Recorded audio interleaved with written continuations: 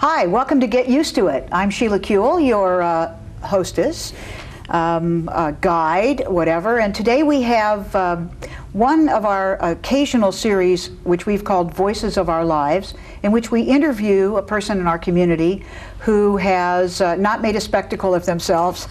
No, actually some of them have, but this one hasn't. And today I'm very happy to offer up my guest, Bruce Cohen, an Academy Award-winning producer, one of the co-producers of American Beauty, but he hasn't always been so famous, and all his life he's also been a gay activist. Welcome, Bruce. Thank you, Sheila. Thank you for being here. I'm thrilled to be here. I should tell you, I have so made a spectacle of myself, but that's well, another story. Good enough that it wasn't a public spectacle, yes, because no one's sitting at home going, oh, I remember when he, or People magazine or something. Well, I can't tell you how I felt when I was watching the Oscars and you were up on the stage.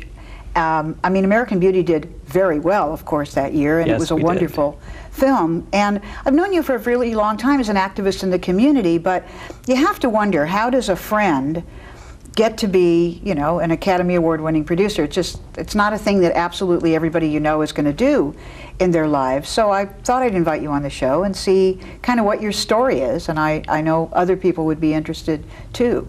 So I know you didn't start out as an Academy Award-winning producer. Where did you grow up? I grew up in Washington, D.C., Falls Church, Virginia, right outside. And actually, though, when I was 8 years old, my parents were out of town and my grandmothers let me stay up to watch the Academy Awards. And it was 1969. It was Butch Cassidy and the Sundance Kid year. And I remember looking at Robert Redford and Paul Newman and thinking, oh my God, look at those two gorgeous men. I didn't quite know what that meant yet, but I thought they were hot. But I also, that night, I thought to myself, I want one of those. And I've always, having an Oscar had always been a dream of mine since that night when I was 8 years old. So how does this all start out, though? Do we have an ordinary childhood, or are we carrying around 8mm cameras? There was it was basically an ordinary childhood, although looking back, because I didn't really decide to go into movie making as a career until college. But then in retrospect, I realized that I was sort of involved in all these little film projects my whole life, and there would be the occasional elementary school science project that I would turn into a film and have my friends running around and directing them doing something in front of the camera. So it definitely always was a love of mine. And what then happened? Could you pursue it in high school, or did you get a chance to do work, or did it have to wait? It waited, other than the occasional project here or there. Back in the days when I was in high school, there really wasn't, you know, anything like film courses. Now I think it's now, especially with video, right. You know, there's a lot more access to that, and kids are thinking about making films way earlier, which is fantastic. But then, no, until I got to college, there was no even chance to take any formal film courses or study movies in any way. And where'd you go to college? I went to Yale University. Why Yale? I had wanted to go to the best school that I could get into, basically, coming from a Jewish background where education was highly valued, and the idea of trying to get an Ivy League education had been mentioned around the house more than once or twice. My parents had both gone to Cornell, which is where they had met. And when it came time to apply for colleges, I aimed high and I applied to the best schools I could find and went to visit a bunch, but Yale was really the one that I fell in love with when I went to visit it, and just the beauty of the campus and the history and the quality, everything about it, I was really taken with. And so when the day I found out I got in was one of the great days of my life. I remember just being incredibly thrilled. And actually the mailman, this was how sort of quaint our community was, he knew that I was waiting for the Yale application, and the day that it came, he knocked on the door, which he didn't usually do, and he had it behind his back, and I was like, do you have any mail for me? And he's like, no, I don't have anything for you. And I'm like, oh God. And he's like, oh, there may be just this one thing, and it was the letter from Yale. And my mom was not home at the time, and I opened it, and the mailman was the first person to find out. I bet that happened in a lot of households with the mailman, right? Yeah, probably. Well, I know that at least all the time that I've known you, as your career's become more and more successful, you've also never failed to be involved in some way or another in activism in our community. And the truth is I know a lot of people in the industry, and that is not necessarily always the case. Even if they're out, as gay people, they don't necessarily feel they need to get involved. But this notion of sort of giving back or of concern about communities, is this something else that you grew up with? I mean, I know a lot of Jewish families sort of have this, you've got to give back and you've got to be involved politically kind of thing. Yes, that was instilled in me as well. My parents had been very active politically and were, God bless them, bleeding heart liberal Democrats, and my dad had marched with Martin Luther King. I was very proud of that, and had been a union lawyer his whole life, so he's really walked the walk. And when I was growing up, my a neighbor across the street was sort of the grand doyenne of Northern Virginia Democratic politics. She was probably in her 50s or 60s then, and she started me campaigning for Democrats when I was 4.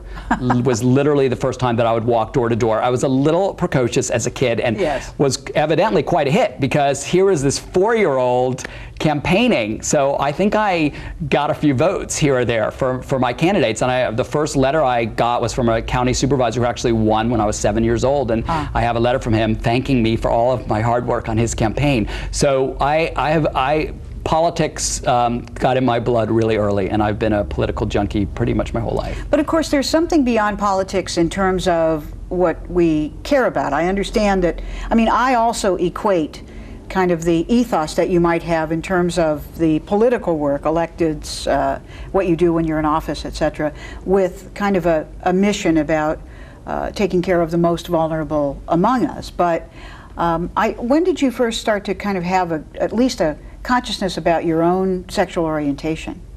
Well, I think I pretty much knew my whole life. I actually remember when I was 4, like wrestling with my little friends and thinking, oh, this is really fun, which is odd because I was the same year I started Democratic campaigning. So the strains have been linked from the beginning.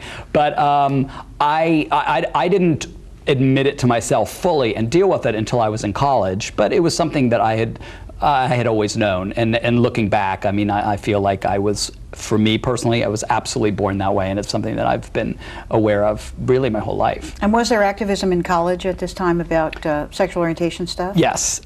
Yale was a very pro-gay place, and there was a lot of gay activities going on there, and a lot of liberal politics that was involved in all that. But something that was sort of interesting for my activist journey, which I kind of feel like it was a nice accident of timing, is that I started as a Democrat from the time I was 4. That was sort of my first association with activism of any sort. And then when I came out as a gay man, and I really had to put that aside in 1981 and 82, being a gay activist and being a Democrat did not always interlink. And it was right at the beginning of AIDS, and there were, of course, a lot of great battles to be fought. And it was at the very beginning of even getting the major political parties to be able to mention the word, much less be supportive. So then there was like a 10-year period where I sort of had to put my Democratic loyalty aside and be a gay man first and a Democrat second, if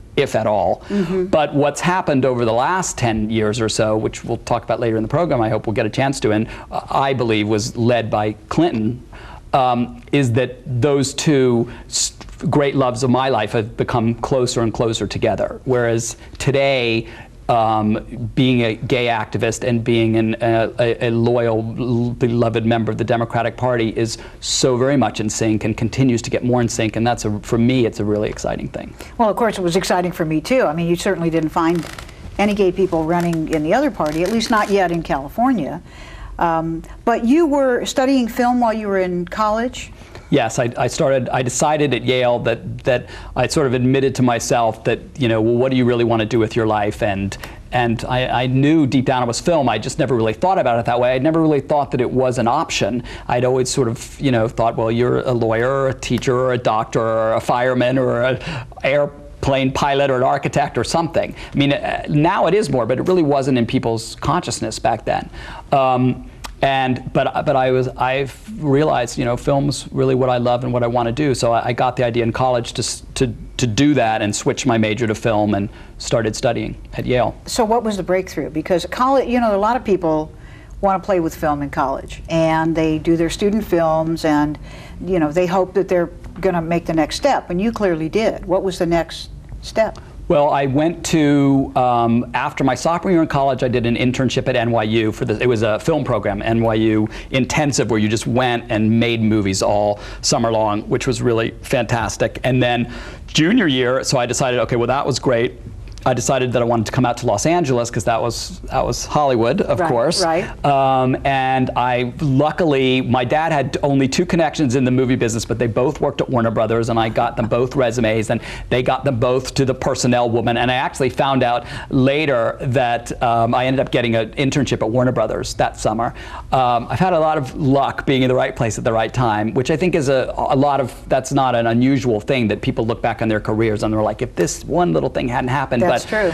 The head of personnel at Warner Brothers got 2 letters within the space of 3 hours on one morning from different people in the company. They both came with a resume of mine attached, saying that I was looking for a summer internship. They didn't have summer internships at Warner Brothers, so she tossed them aside. They didn't mean anything to her. And that afternoon, she got a phone call from one of the departments saying, what is happening with our request for an additional person? We're dying here. And she was like, you know that request has been rejected. And they said, well, get us a summer intern, something. And she said, well, we don't have summer interns at Warner Brothers. And they said it was the distribution department. And it was probably somewhat a dramatic and idle threat, said, if you don't get us help, the movies aren't going to be on the screens this summer. We are dying. And then, so she hung up the phone, and the summer intern clinged into her mind, and she was like, well, I did get these 2 resumes for the same person. And so that's how I got my job at Warner Brothers for the summer. Well, when I went to law school, I was lucky enough to go to Harvard, and people would say to me, well, how do you get into a place like that? And I said, well, first you have to apply. You know, you have to actually sit down, you have to send a letter. So often when people say, oh, I was very lucky, or I was in the right place at the right time, they often don't count the fact that maybe among 27 of their friends, nobody called and said, you know, do you know anybody out there that I can ask to help me get a job? Yes. Because a lot of times people are very, I don't know whether they call it shy about that or whatever, but they really don't make the effort. And I think sometimes that's, you know, what leads to it. Yes. So here you are in distribution. I'm sorry. Well, I was just going to say, though I was really lucky too, because when I came out to Hollywood in 1983, it was before the Premiere Magazine, it was before Entertainment Weekly, it was before, really, like right at the beginning of MTV. People didn't really know about the movie business, and people were coming out here to be actors and actresses. People really weren't coming out here to work behind the camera. And I've seen, and the sad news is I have to tell kids today when they call for advice, you know, it's so much harder to get started in the business now. But 20 years ago, you wanted to come be a production assistant, you just walked into the office and they were hiring, and you know, you jumped on. It was a whole different thing because no one knew what movie making was then, or understood what the jobs were, and people didn't come out here trying to do that. So here you are stuck in an office as a summer intern. What happened?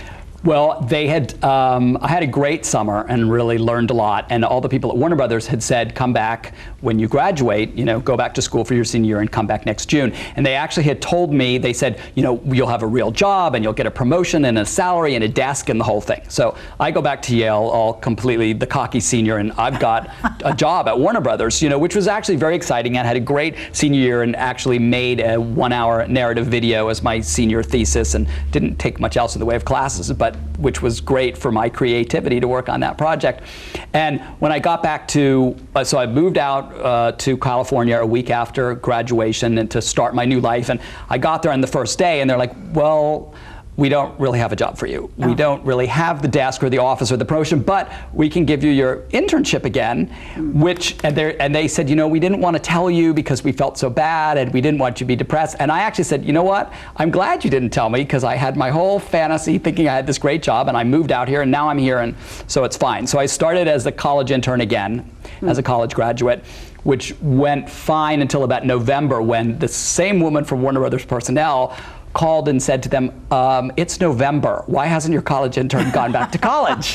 And they said, well, he's graduated and we want to keep him. So after a series of back and forth, they ended up getting permission to keep me on. But I worked there for about a year, and people kept coming up to me and saying, get out of here. You've got to get on a set. You know, none of us wanted to do this. We didn't want to be in office jobs. We wanted to make movies, and we got stuck. And if you don't make a jump now, you're going to be like us in 15 years, whatever. Which I also thought was very nice of, you know, they were sort of warning me, you know, run to the set. So I asked everyone who would say that to me, well, how do you get on a set? And a couple different people told me about the Directors Guild of America has a training program to train you to be an assistant director, who are the people that have the walkie-talkies and run around and organize things. At the time, I didn't know what an assistant director was, but I talked to people and asked around, and the job started sounding a lot like sophomore class president to me, and which I had been coincidentally. I was like, if this is about putting on the homecoming dance and making sure all the arrangements are in the right place at the right time, I think I can do that. So I applied for the Directors Guild training program and was fortunate enough to get accepted to that, and it turned out that I just loved ADing. It really was a perfect fit with my skills and my personality, and it really was a job that was kind of made for me. So I had a great time doing that. Now, what does the DGA actually do in terms of this training? Do you get some training and then they place you on a film? No, it's all on the job. There's a welcoming, a 3-hour welcome to your new life seminar, which just scares the shit out of you because you have no idea what is going to come next. But there's a first AD and a second AD, and then there's the DGA trainee. And then you show up on the film, and that's your first day of work. Actually, my first job was on Hill Street Blues, which was a great experience because it was just it was the 5th season of the show, and by that point, it was a critical success. It was a commercial success, and it really changed the landscape of television to some extent. When it came along, it was very much the landmark drama, and was really started all of the great 1-hour dramas that we have seen since. So Hill Street was a very exciting place to work, but you show up the first day just, with no idea, and then all your bosses, say, okay, do this, go here, do that, go here, do that, go here. So, and you run around like an idiot. So how long is the traineeship? Well, they want you to get a lot of different experiences it takes about 2 years, but they only let you stay on a show or movie for about 3 months, and then they take you off and they move you on to the next one. So I was on Hill Street Blues, and then they took me off. It was time to go, which was sad and seemed very cruel to me. I was like, but I'm having such a good time. And everyone was saying what a good job I was doing. So then I was out of work for about 4 months. I didn't hear from the training program, and I was collecting unemployment at that time because you can't take other work. You're just on call. And so literally about 4 months had gone by, and I was like, this is ridiculous. I'm going stir crazy. And I called the director of the training program and said, what is the deal? You've got to get me work. She said, well, and I said, what? And she goes, well, there's this interview this afternoon for a feature film, and they wanted to meet 3 candidates, and I was only supposed to send them the most experienced trainees who are at the end of their program, but since you're calling me today, and since I only have 2 slots filled, and the interview's in 3 hours, and there's 1 more slot, and since you did a really good job at Hill Street Blues, I will send you to interview for this movie called Moon Song at Warner Brothers. So that was my old home. So I called a friend of mine at Warner Brothers. I said, oh, I'm going to interview at Moon Song this afternoon. And they said, oh my God, that's the secret code name for The Color Purple, directed by Steven Spielberg. Oh, wow. And I really, at that moment, this sort of light bulb went off, and I thought, this is my Lana Turner moment. I mean, getting discovered at Schwab's, I felt like I needed to do whatever I could to get that job and to get a chance to work with Steven. A friend of mine reminded me years later, I didn't remember this at the time, but in college, the summer that I was at NYU, we had gone to see Raiders of the Lost Ark, and at the end of the movie, I had turned to my friend and said, I really would like to work for Steven Spielberg someday, which, who wouldn't? A lot of us have said that during the credits, Yes, exactly.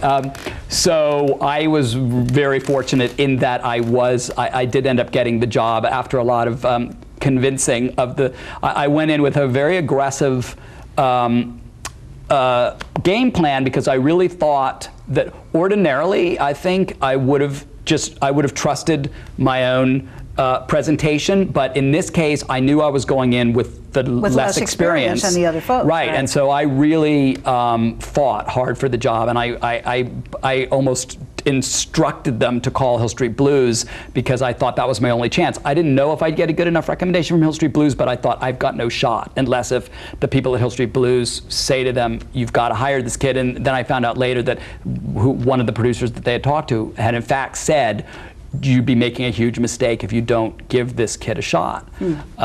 So that worked out really wonderfully that I did end up getting the job on The Color Purple. And I've pretty much worked for Steven as an assistant director and then as a producer, or now we have a production deal at his studio, DreamWorks, ever since, pretty much. So it turned out to be quite the good move, as I was hoping that it would be. That's still quite a steep climb. I mean, he's already Spielberg, and you're the DGA trainee, right? And that's still the slot that you had on The Color Purple. Yes. So, but I'm assuming that from what you've said, that this leads to this, leads to this, leads to this. So what happened next in your career? Or tell us a little about The Color Purple, because that was a movie that I think everyone, loved and remembered and was so moved by. I mean, the story is so extraordinary. Well, and it had a very important, excited, historic feel as it was happening, because the novel had been such a sensation, and the fact that Steven was doing it had gotten a lot of attention. It also had gotten a lot of criticism because a lot of African Americans felt, why is this white Jewish guy directing our story? And right. Steven was so sensitive and cognizant of that, and really didn't have an answer to that or want to, other than to say, I'm an artist and I love this story, and I hope that if you entrusted me with this project, you won't be disappointed, which most people weren't. Again, when it came out, it had some fans and some foes, but for the most part, people loved the movie and were moved by it. And certainly I was. I just loved the film. But working on it was an incredible experience, and I really felt like that my goal was to just do my job and to do it as well as possible. I didn't want to try and get Steven's attention. I knew that as the trainee, there were he wasn't my boss, other than 3 times removed. I reported to so many other layers. And so I really went in with the idea of, I'm going to work hard and do a great job for the assistant directors, and that was my goal. And then it ended up that he ended up noticing me, and I actually I love kids, and I always have. And there were a whole bunch. There was a group of about 50 or 60 African American kids who were the extras on the movie, and they were the kids of brothers and sisters of all the main characters. And so they were on the film a lot. And these kids were mostly poor, rural kids from North Carolina, and they're plucked out of school, and suddenly they're on a Steven Spielberg movie. And this is after E.T., this is after Raiders of the Lost Ark, so he's as Steven Spielberg at that point as he is today, pretty much. Right. And so I just felt like it was a really, potentially could be a really scary, unusual experience for these kids, and I really thought this was an area where I could help to really learn their names and get to know them and make them feel at home and be their sort of chaperone, which was crazy because also, they were crazy, these kids. There would be 50 of them, and by the afternoon, on their sugar highs, they were just running around. So I just sort of, and the ADs were happy to have someone be in charge of these kids. Of course. And Steven noticed, actually, and there was a time where a couple weeks into the shoot in North Carolina, where he wanted B camera to go off and shoot some shots of the kids. And he pointed at me. He's like, who's that guy over there? I've seen him. He's good with the kids. Send him off with that camera, which was basically directing the kids, which was highly unusual and unorthodox for a DGA trainee. But Steven had noticed that I was good with kids, and so it ended up being the start of a beautiful relationship, to quote the cliche. And once you do that too, I mean, they're not going to take that camera out of your hands again eventually. That would be the hope. You would be hooked. Yes. So how do you then proceed? I mean, you get 3 months, you say, as a trainee, and then they can send you to something else. But there must be, when you say the beginning of a beautiful relationship, there it sounds like there must have been more. Well, The Color Purple ended, and then as a trainee, you were assigned, so you just sort of went wherever they told you to go. But I actually, again, luckily got assigned to Amazing Stories, which was an Amblin production, although I didn't have much contact with Stephen there. And then a movie called Batteries Not Included, which was another Amblin production. And that was by the same producing team, Frank Marshall and Kathy Kennedy, who had produced Color Purple, who are now two of my very best friends, and I'm the godfather to their daughter. And so a whole beautiful relationship has grown out of that. But initially it started as I was a trainee and they were the producers. Right. And Jerry Molen, who was the production manager on The Color Purple, who was also on Batteries Not Included. And so I was the trainee on Batteries Not Included and graduated my days, and they kept me on as a second assistant director on Batteries Not Included. Then there was a period of a couple of years where Stephen and Kathy and Frank were out of the country. They did the second Raiders, Empire of the Sun, and the third Raiders. And on those movies, they were hiring second assistant directors from wherever they were. So there was no jobs available for me at that point, even if I could have gotten them. So I was off working. I did a variety of second AD jobs on all different films. Mostly forgettable movies. The Couch Trip, The Boost, Cocoon the Return, the sequel to Cocoon, Satisfaction, which was Julia Roberts' first movie, notable only for that. And then I heard that Spielberg was getting ready to direct Always, and it was going to be back in the country again.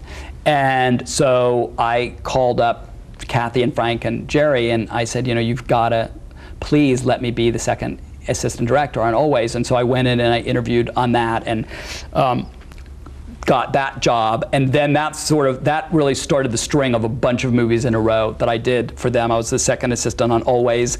And then Frank and Kathy always, and continue to this day, they always believed in me and always wanted me to keep pushing myself and trying new stuff, the next position. And right after Always wasn't even over, and Frank came to me and said, I'm getting ready to direct Arachnophobia, which was going to be his first directing movie, and I want you to be my first assistant director. And I said to him, okay, that's the worst idea you've ever had. First of all, I don't even have enough days as a second to be a first. And second of all, I've never firsted before, and you've never directed before. You need a really experienced first AD. And he said, oh, don't be such a wuss.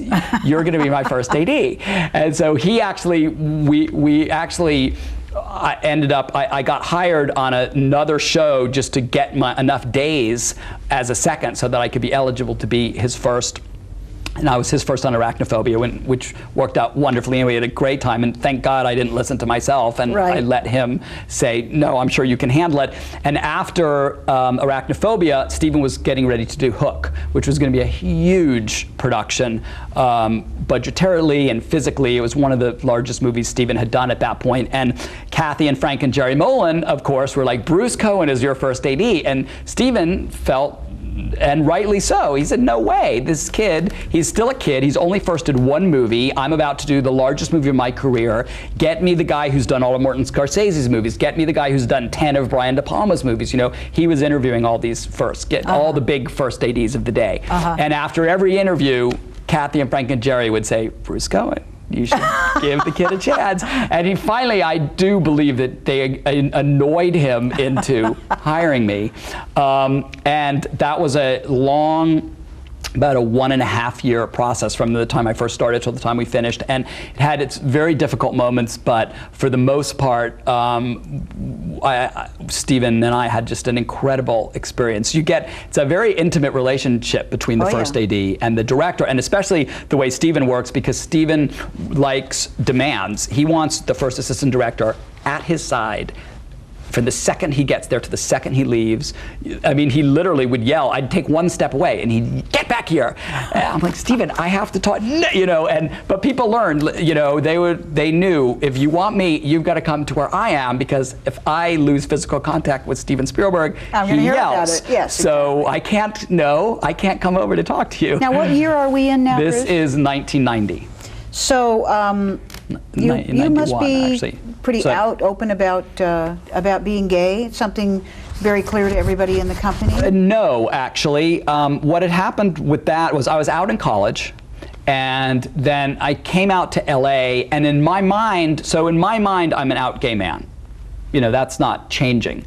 But then how to translate that into a work experience is a whole nother question. And that's a question that every gay and lesbian person struggles with. And it gets a little easier just because it's a much more of a topic of discussion these days, but it's always something to be reckoned with, and each person has their very individual journey. And in my case, at that point in the 80s, people weren't out in Hollywood. Right. There was no discussion of it on the set. There was no discussion of sexuality on the set. It just wasn't done, and people weren't out. And so I had a bit of a slightly bifurcated life. I was out in my social life. My friends knew I was out.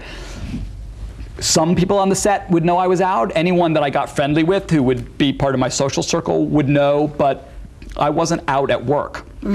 No one was. I mean, it almost, in a strange way, it would have almost have been inappropriate. There was just no forum at that time to be out at work. It didn't exist as something that there was yet, really. When I, after Hook, Kathy and Frank were on I should say that on the last day of Hook, right as we finished shooting, Steven turned to me and he said, "You don't have to first AD anymore. You can produce now." Huh. Which is pretty extraordinary, because I had only firsted 2 movies, but Hook had been a long haul, and we had worked very hard, and he felt that I had earned my stripes. And I actually kidded him. I said, yeah, Steven, it's a good thing, because we were supposed to shoot for 45 days and we shot for 80, and we were supposed to spend $40 million and we spent $80 million. No one would ever hire me to be a first AD again, which he laughed and thought that was funny. But Kathy and Frank were going off to do Alive, which was Frank's next movie as a director, his second movie after Arachnophobia. And so they asked me to come on board as the co-producer and to produce the movie with Kathy, and Robert Watts was another producer. So I was up in the Canadian Rockies on location in a very remote, top of a mountain doing Alive, and Jerry Molen called from Amblin and said, "Steven would like you to come back and be a producer on staff at Amblin." And this was, Kathy and Frank and Steven had broken up at that point, and Kathy and Frank had gone off to form their own company, and Steven was at Amblin. So I think part of it was he was feeling like everyone was leaving him, and I was up with Kathy and Frank, and he really wanted me to come back and work for him. And so I said to Jerry, I said, "Well, I'm so honored, and I'm up in Canada, in the Rockies, producing a movie, but as soon as the movie wraps in like 2 months, and I get back to Los Angeles, the first thing I'll do is go to meet Steven." And I went to tell Kathy Kennedy, and I was a little hesitant. I was sensitive, just because I didn't know how she'd feel about me even entertaining the idea of leaving them and going back to work for Steven. And I told Kathy what had happened, and she said, "Bruce." And I thought, okay, here it comes. I go, "What?" She goes, No. I believe that windows of opportunity open, and then they close. So you are not waiting 2 months. What you're doing is you're getting on a plane tomorrow, you're flying to Los Angeles, you're meeting with Steven tomorrow, because we may be your best friends, and you may love working for us, but he's Steven Spielberg, and he wants to talk to you, and you go talk to him, and I'll cover for you and do your job, and you go to Los Angeles." So that's clearly, that's a mensch for you. Totally. So that night, though, I realized that I got this sinking feeling in my stomach. I was like, oh my God, because I thought, I've got to come out to Steven. Because I thought, and I had actually, I had come out to Kathy and Frank like the week before. And with them, which was sort of, I had felt bad about, and it was a little sad. I think it was a product of the times too, as I explained to them, because they were angry. They were like, that you hadn't told them before. They were like, "Why haven't you told us this?" And I said, I have no excuse, but the closest I can come is that I sort of missed the window in there. At one moment, I was a trainee pisher, and you were these famous, successful producers, and the next moment we were collaborators and best friends, and somewhere on that journey was the right time for me to tell you, and I just missed it. I didn't do it. I was scared and unsure, and for all the reasons that these things are hard. So they were angry at me. They're like, well, that's ridiculous, and which was, of course, nice. That's a great response to get when people are right, mad. of course. Or they either say, oh, I'm so angry you didn't tell me before, or I've been waiting. We've Right. just been waiting outside the closet door. Exactly. Like, who didn't know? And I, even at that time, which was sort of that was a lesson I've learned that I've talked to a lot of people about, a lot of gay people about since. I was like, well, you're my best friends. Why didn't you ask me? Why didn't you say anything? And they said, it's not our place. Exactly. We would never presume to bring that up with you. And I've told a lot of my gay friends that since, and because I think that's true. I've said, you can't expect put it on anybody your else. straight friends to come to you with it, because Right. if they really love you, they're going to feel like that's such a personal, private matter. They're not going to broach it. You've got to take it to them. Right. So a week later, I realized that I've got to come out to Stephen, because I also felt with this newfound, not that there was any doubt, but I had been so warmly received from Kathy and Frank. If I'm going to leave these people that I love, that are true friends of mine, that know who I am, accept me on every level, and I could absolutely work for Kathy Kennedy and Frank Marshall for the rest of my life and have an amazing career. I mean, you look at the films they've produced since then, The Sixth Sense, and they just, this summer alone, they did Signs and The Bourne Identity, and they have Seabiscuit coming up. I mean, their work's just been magnificent. So Right. clearly I wasn't wrong in feeling that way. If I'm going to leave them and risk going back to work for Stephen,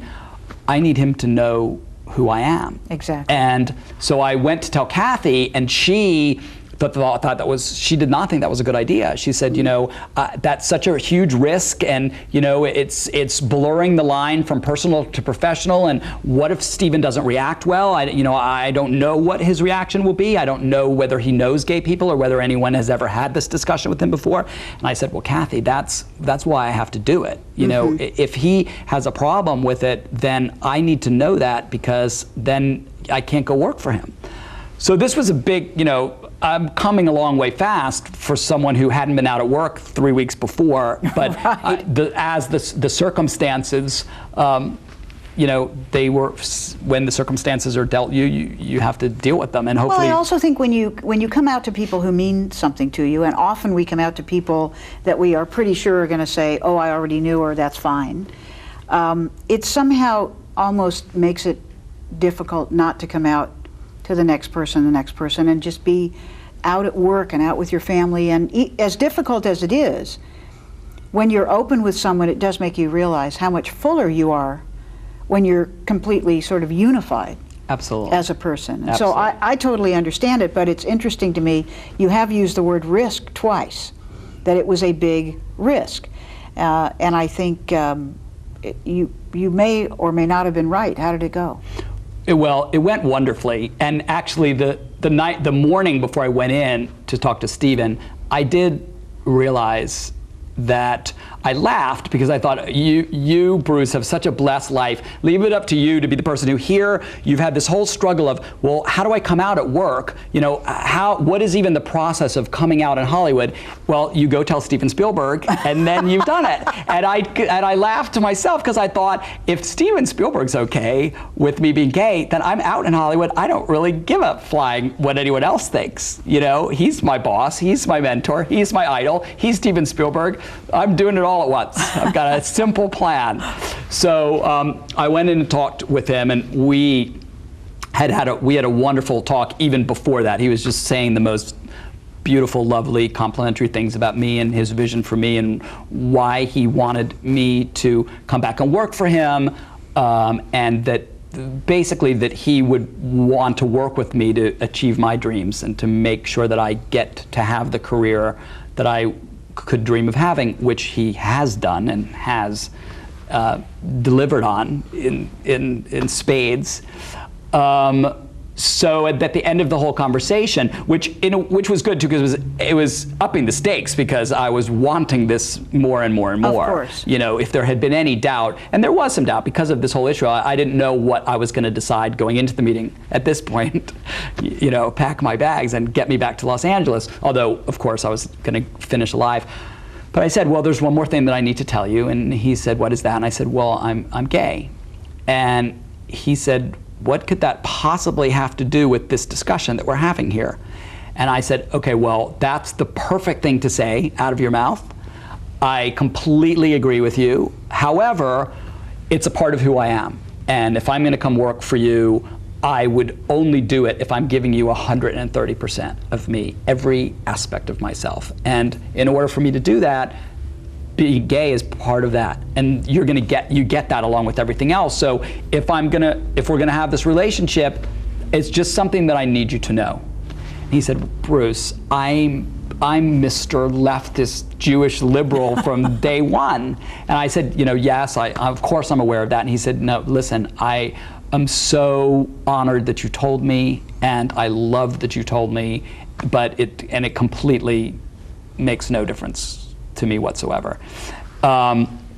Which of course is great, because he's been on such a wonderful journey too of, cut to 10 years later, he's in business with David Geffen, and Melissa Etheridge is his best friend, and he's took the courageous stand against the Boy Scouts, which had such fantastic impact because it was a huge media story, because he of course had been on the board of directors and had been an Eagle Scout and had done all this Boy Scout stuff and said, I'm not doing anything more until you change your policy. He's actually getting the Human Rights Campaign Award at the National Dinner in September, which something I'm so proud about. And so he also has had this great journey of from someone who just had never been asked to have an opinion on the subject before, to someone who is just a tremendous advocate of gay rights and the gay community in general. Well, he was also doing his own kind of identity stuff too. I mean, I remember the stories around Schindler's List and how personal that was to him,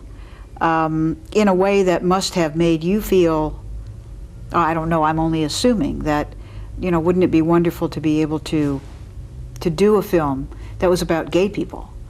And I know actually you did do a film. Well, not that we're comparing it to Schindler's List. I know that you never would, because that, not that your film wasn't a masterpiece, but that was a masterpiece. It was a masterpiece. Schindler's List, for me, it's number one on my list of the greatest films of all time. When anyone asks me, what's your favorite movie ever, it's easy for me. No movie has come close to putting me through the emotional experience that I went through seeing that film. I saw it 4 times in the theater within the first couple of weeks of it coming out, because he had invited me to a screening before it came out, and then I went to several of the premieres and really had to see it a couple times. I'm so glad I didn't see it for the first time at a premiere, because the first time I saw it, I was just a complete wreck. It's all right, people can weep at these things. Yes, it's hard the second time I saw it was in Washington, D.C. with the President Clinton and Hillary sitting 2 rows in front of me, and I would have not, I'm glad I didn't have to weep quite as hard that time. Right. But when, after I came out to Stephen and decided to go work for him, and it worked out great with Kathy and Frank too, because the next thing that Stephen was planning to do was the Flintstones, and he asked Kathy to produce it, even though she wasn't working there anymore, and she was actually the executive producer, and they asked me to produce it, which was again a huge opportunity. I mean, it was ridiculous. That was going to be my first movie that I'm producing on my own, and they had me produce the Flintstones, and which turned out to be a huge hit and was a fantastic experience. And we were towards the end of shooting, and Stephen had been shooting Schindler's List in Poland while we were making the Flintstones. And he wanted to stay involved. He would ask us to, Brian Levant, the director, and he would ask us to call him and in the middle of the night where he was, and it was daytime, and let him know casting and sets and what was going on with the movie. And I, early on in that process, once he arrived in Poland, I asked him, I said, Stephen, you're there filming Schindler's List. Are you sure you want to be talking about the Flintstones? And he said, Bruce, my days, it is so grueling and so harrowing here that I'm happy to talk about the Flintstones for a few minutes when I get home at night. I said, okay, we'll keep calling you. So when he got back, he came to the set, and actually they needed to do some reshoots. How bizarre and ironic life can be. They needed to do some Auschwitz reshoots, and they needed a just sort of a bunker area, and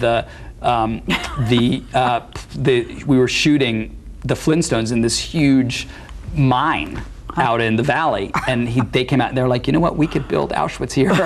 So they came out to do their scout to do Schindler's List in the Flintstones. I don't want to know this. Yeah, and it was just a little, Really? just a shot or two. I don't want to know this. And Steven had this big grin on his face, and he handed me the script, and I said, what's this? And he said, this is your next movie that you're going to produce.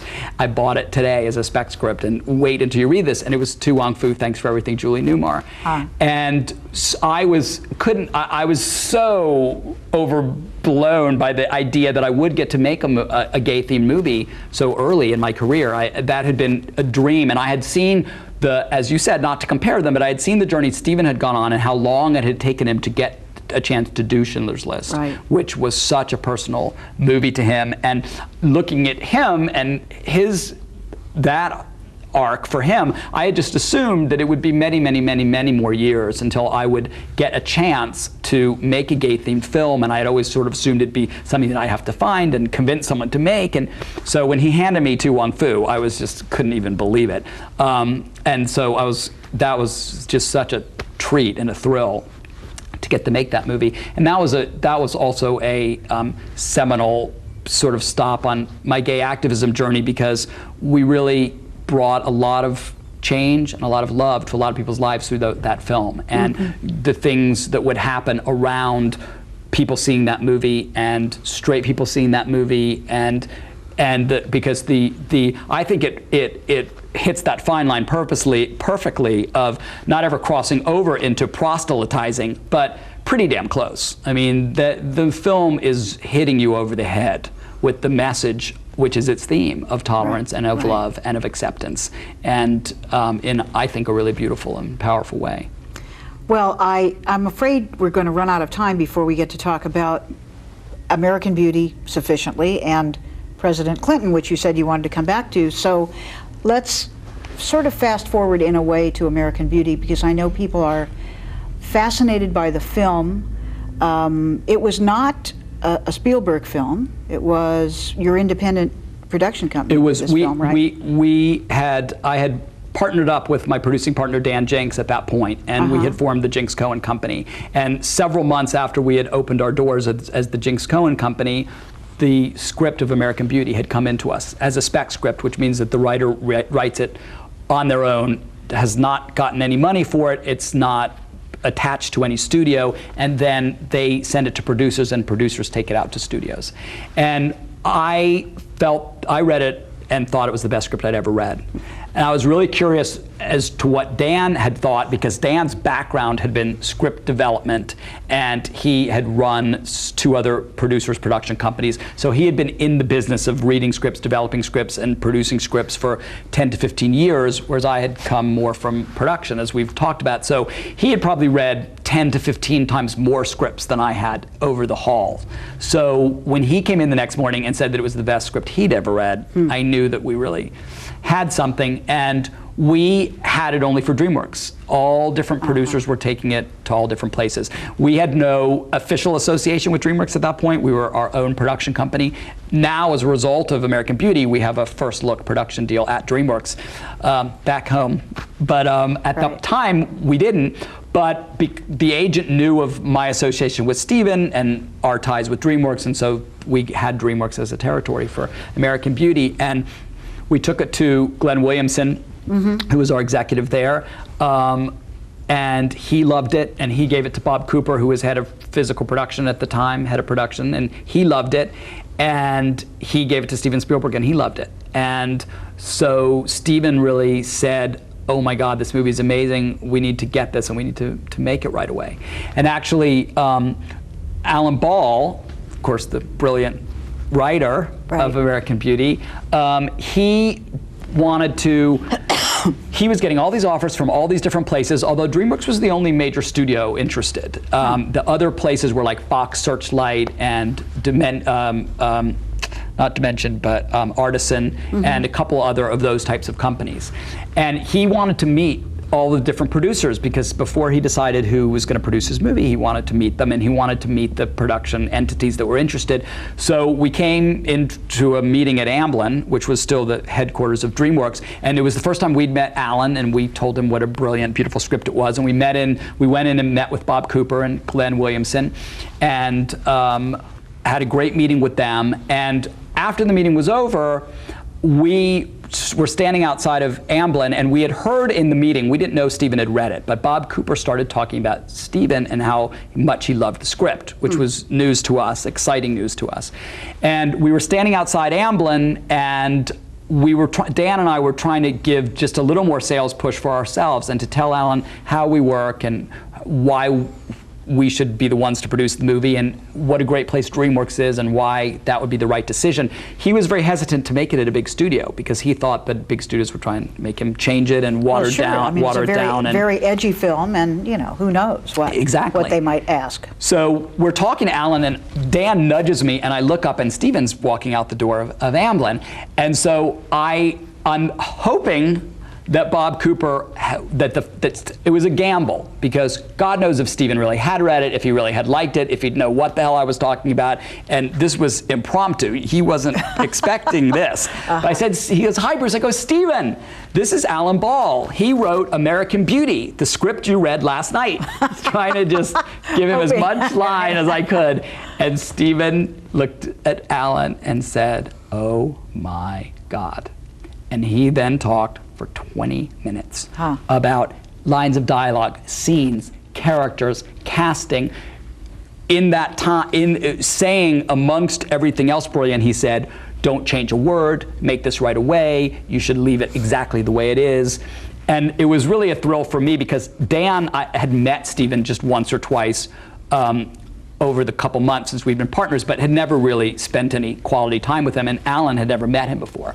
And Stephen, when he's in love with something, and often, Stephen's completely magical. And when the looks on their faces, hearing him talk about American Beauty was just a sight to behold. And so when we sort of figured we were going to get the movie at that point, and that Alan would decide to go with us and with DreamWorks. Well, clearly you did, but just because, as I said, I don't want to run out of time before we talk about the other stuff, but I have to say, I mean, what does it feel like to hear your name read, and I hear you go from a script that you believe in to one that you work so hard to realize, see that it's brilliantly realized, see that it gets nominated, and there you are up on the stage with Oscar. What did it feel like? Well, seeing as how it had been my dream since I was 8 years old, I did feel like I was on such a high on the whole, through the whole process, and just from the getting nominated on those 6 weeks, I was just living in such joy and love and trying to just give back as much as I could, because I just felt so blessed to have been a part of this film and to be a part of this incredible event. And I am thrilled to say that it was the most present I've ever been in my life, ever. A lot of people talk about how they don't remember a thing, right, but I didn't want that to be me, and it wasn't. I mean, I remember every second of that whole evening, and it's indescribably nerve-wracking. I mean, you don't know if your name is read. Am I going to have a stroke? Am I going to projectile vomit? Am I going to faint? Am I going to black out and forget my speech? Or am I going to get up and get on that podium and be able to deliver the speech? And you truly don't know the answer to that question, having never experienced it before. And that's what it's like this roller coaster ride where you just get pushed off the edge and sort of hope for the best. But we actually did a really nice job with our speech and didn't forget it. And the last thing that I said in my speech was to receive this incredible honor from the Academy for a movie that we all feel so blessed to be a part of is truly the thrill of a lifetime. And so even as above and beyond how spectacular it would ever be to win an Academy Award for any movie under any circumstances, to win one for a movie that we were so proud of and that we had so much joy making and poured so much love in and had gotten such a great response. I mean, by that point, we had, worldwide, it had brought something out in people. Right. And so that just made it heaven on earth that we were getting honored for a film that really had people loved and had changed the way people looked at things. Well, sitting in front of my television set and knowing how active you'd been in the community and how supportive you have been of all of the issues, not just for the gay and lesbian community, though most often, but really how much you care. I can't even tell you how proud it made me feel, and I think everyone who knows you, Bruce, and it was it's an experience of a lifetime to watch a friend get an Oscar. I mean, this is nothing that happens very often to people, maybe a lot in the industry, but and of course the worst thing about this show is that the whole hour's gone by and there's like 30 seconds remaining, and it's only enough time for me to tell you I'm not only am I proud of you, but certainly the community's proud of you to go from thinking about that dream to realizing it, mostly through what you consider luck and what others would consider a lot of hard work and devotion. And I'm very grateful you were my guest on the show, and I'm very grateful that all of you joined us. And I think, as Bruce Cohen has taught us, if you start out with a dream, you should just get used to it.